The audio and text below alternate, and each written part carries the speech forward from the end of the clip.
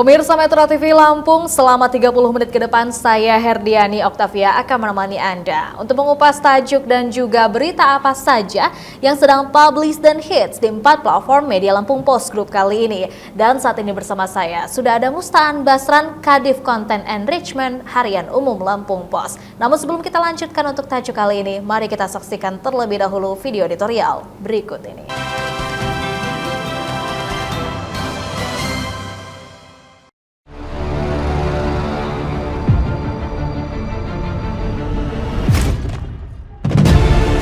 Konsisten tekan angka stunting. Peningkatan kasus stunting di kabupaten kota di Provinsi Lampung harus menjadi perhatian bersama.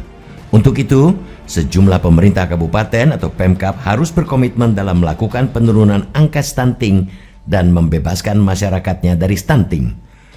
Memang, ketika melihat data pada tahun sebelumnya, angka prevalensi stunting pada 2022 di Lampung mengalami penurunan yakni 15,4%. Meski sudah mendekati target nasional, namun masih ada 4 daerah yang memiliki prevalensi di atas 20%. Keempat daerah yang dimaksud yakni Pesawaran 25,1%, Lampung Utara 24,7%, Mesuji 22,5%, dan Tanggamus 20,4%. Sementara itu, prevalensi stunting paling rendah berada di Lampung Tengah yang hanya 8,7%. Sehingga keempat daerah tersebut menjadi atensi khusus bagi Pemprov Lampung terkait kasus stunting ini. Sebab pemerintah pusat menargetkan prevalensi stunting minimal 14% di 2024. Harus ada perhatian khusus untuk daerah dengan angka stunting yang masih tinggi. Kasus stunting di daerah tersebut harus dikawal dengan program kerja nyata dan tepat sasaran. Sejumlah daerah harus mulai berbenah agar stunting bisa terus ditekan. Pemprov Lampung pun meminta kepada semua daerah harus menekan prevalensi stunting minimal di angka 14% sesuai arahan pemerintah pusat. Target tersebut merupakan instruksi Presiden Joko Widodo untuk menciptakan Indonesia bebas stunting, sehingga penanganan stunting ini membutuhkan komitmen dan kerja yang konsisten. Menyikapi kondisi ini, sejumlah kabupaten kota mulai bergerak. Dinas Kesehatan Kabupaten Pesawaran telah melaksanakan intervensi gizi spesifik kepada masyarakat melalui pemberian tablet tambah darah atau TTD pada remaja putri, ibu hamil, dan ibu nifas. Kemudian juga telah melakukan pemberian makanan tambahan atau PMT pada balita, pemberian vitamin A, dan verifikasi ODF. Selanjutnya telah menggelar kegiatan aksi bergizi, deklarasi bumi sehat, dan beberapa kegiatan inovasi lainnya yang dilaksanakan di puskesmas yang ada di 11 kecamatan. Di Kota Bandar Lampung melalui Dinas Pengendalian Penduduk dan Keluarga Berencana atau PPKB melakukan sosialisasi berkelanjutan ke sekolah-sekolah terkait pencegahan stunting khususnya kepada remaja putri. Selain memberikan edukasi, remaja putri pun mendapatkan pil penambah darah. Hal itu agar para remaja putri tidak mengalami anemia dalam pertumbuhannya terlebih saat menstruasi. Sehingga dibutuhkan kerjasama antar sektor agar angka stunting ini menurun. Selain itu, fokus penanganan stunting tak boleh terbatas pada pemenuhan pangan saja. Hal ini karena banyak faktor kompleks yang bisa menjadi penyebab stunting pada anak. Upaya penurunan prevalensi stunting pun harus sudah dilakukan sejak sang ibu mengandung dengan pemenuhan gizi yang cukup dan tidak anemia.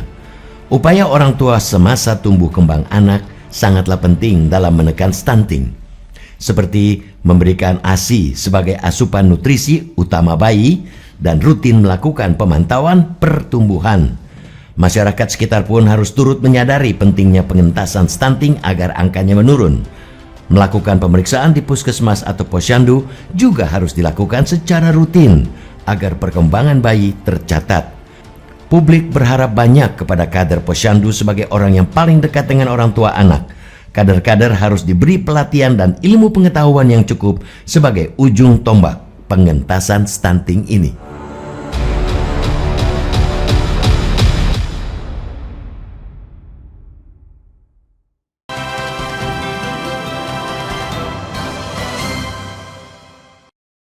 Oke, Bang Aan, apa yang menjadi sorotan dalam tajuk kali ini?